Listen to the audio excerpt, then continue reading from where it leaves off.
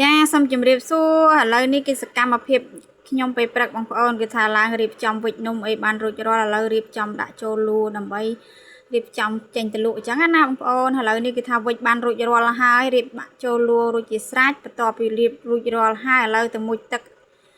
លាបផ្លេមុខអីអញ្ចឹងណាបងប្អូនដោយសារថាមុខខ្ញុំបងប្អូននៅរាល់ថ្ងៃនេះនៅតែពីមុខឆ្នាំងអាំងនំមួយថ្ងៃទៅមួយថ្ងៃបងប្អូនណាបើសិនជាមិនថែរក្សាឲ្យបានល្អទេគឺថាមិនដឹងយ៉ាងណាយ៉ាងណីទេមុខខ្ញុំដឹងតែជួមប៉ែបងប្អូនអើយម្ល៉េះហើយព្រឹកឡើងដឹងតែប៉ាតហើយគឺថាប៉ាតយកបងប្អូនដើម្បីកុំឲ្យស្បែកមុខយើងនឹងវាត្រូវនឹងកម្ដៅភ្លើងធ្វើឲ្យជួមធ្វើអីចឹងណាបងប្អូនចាឥឡូវនេះគឺថារួចរាល់ហើយប្តីខ្ញុំគាត់ត្រឡប់មកពីកាត់ភ្លើងឆេះហើយឥឡូវខ្ញុំចាប់ផ្ដើមរៀបចំកាហ្វេមួយកំប៉ុងហើយឥឡូវចេញដំណើរទៅបងប្អូននេះតាមផ្លូវចេញពីផ្ទះទៅបងប្អូនរៀបចំឲ្យវ៉ាន់ទៅជិះទៅរៀងឆ្ងាយដែរផ្ទះខ្ញុំទៅប្រហែលជា5នាទីដែរណាបងប្អូនមកទៅដល់កន្លែងលក់ឥឡូវជិះតាមផ្លូវមកដល់កន្លែងនេះគឺថាវារៀងតិចហើយមើលទៅកន្លែងនេះឃើញសមុទ្រមានអារម្មណ៍ស្រស់ស្រាយមែនតែនចាហើយឥឡូវមកដល់កន្លែងលក់ហើយឥឡូវនេះភ្លើងកំពុងតែឆេះហើយប្តីខ្ញុំដាក់អាំងដលងបដើហើយឥឡូវនេះប្តីខ្ញុំចាប់ផ្ដើមរៀបនំដាក់អាំងតែម្ដងដោយសារភ្លើងយើងមកដល់ឆេះតែម្ដងបានគាត់មកជួយប្រកាត់មុនទៅវាធ្វើឲ្យយើងមកដល់យើងដាក់វាអាំងតែហ្មងអញ្ចឹងណាឥឡូវប្តីចាប់ដើមអាំងនំឲ្យខ្ញុំម្នេះចាប់ដើមមកដោតចេកចាគឺដោតជាចកអញ្ចឹងណាបងប្អូនចាហើយ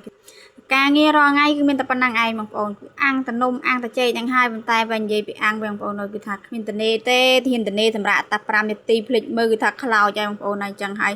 តតរវិសដៃរវិសជើងបើយើងតន់ហេតុការបើយើងប្រែតន់អញ្ចឹងណាឲ្យតែរៀងភ្លេចខ្លួនតាមតិចឲ្យបានតែមកគឺថាដឹងតែខ្លោចអញ្ចឹងហើយគឺថាប្រយ័ត្នមែនតែនចាហើយឥឡូវគឺថា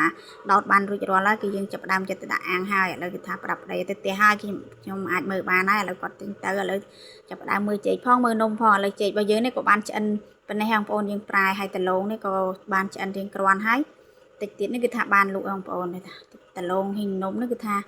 ឲ្យតែបោះដល់ភ្លើងឆេះគឺថាអាំងមិនមួយផ្លែទេបងប្អូនហើយយើងគឺប្រែត្រឡប់ចុះត្រឡប់ឡើងចឹងដើម្បីឲ្យសាច់នំរបស់យើងគឺថាឆ្អិនក្រៀមបានសព្វល្អអញ្ចឹងណាបងប្អូនចាហើយនំខ្ញុំនេះមានចំនួន4មុខដែរចាគឺមានរសជាតិស្នូលត្រាវមានដូងមានខ្នោមានសមចេកអញ្ចឹងណាបងប្អូនឥឡូវគឺថារៀងហត់ហើយដាក់កាហ្វេមកក្អឹកសិនដើម្បីបង្កើនធម៌ពលចាឥឡូវគឺថាភ្ញៀវរបស់យើងបានអញ្ជើញចូលទិញហើយចាឥឡូវគឺថាធ្វើការលក់ឲ្យជូនភ្ញៀវយើងចាហើយការងារលក់ដូររបស់ខ្ញុំបងប្អូនគឺមានតែប៉ុណ្្នឹងទេរាល់ថ្ងៃគឺខ្ញុំលក់តែប៉ុណ្្នឹងឯងបងប្អូនដើម្បីចិញ្ចឹមជីវភាពរបស់ខ្ញុំរាល់ថ្ងៃហ្នឹងណាចាហើយកាលពីមុននោះគឺថាលក់ច្រើនមុខដែរកាលពីមុនខ្ញុំមិនទាន់ឈឺបងប្អូនមួយរយៈដល់រយៈក្រោយនេះគឺថាខ្ញុំឈប់លក់ច្រើនមុខហើយខ្ញុំមកលក់តែប្រហែលមុខពីមុនខ្ញុំមានលក់ដូងមានលក់គ្រឿងកំប៉ុងមានអីអញ្ចឹងណាបងប្អូនប៉ុន្តែ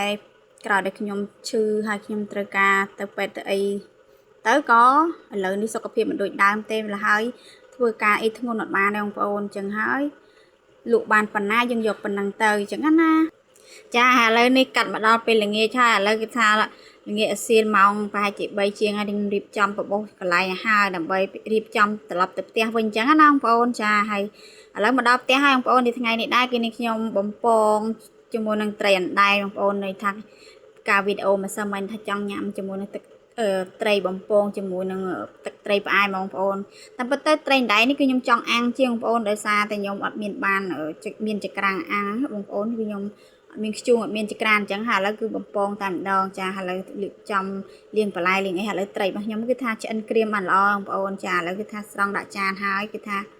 ឈ្ងុយមែនតែនបងប្អូនត្រីនេះចាឥឡូវគឺថាឆ្អិនបានរួចរាល់ហើយបងប្អូនចាហើយវីដេអូរបស់នេះខ្ញុំក៏មកដល់ទីបញ្ចប់ដែរបងប្អូនក៏សូមអរគុណច្រើនដែលជួយទស្សនាវីដេអូរបស់ខ្ញុំចាសូមអរគុណច្រើនជម្រាបលាបាយបាយ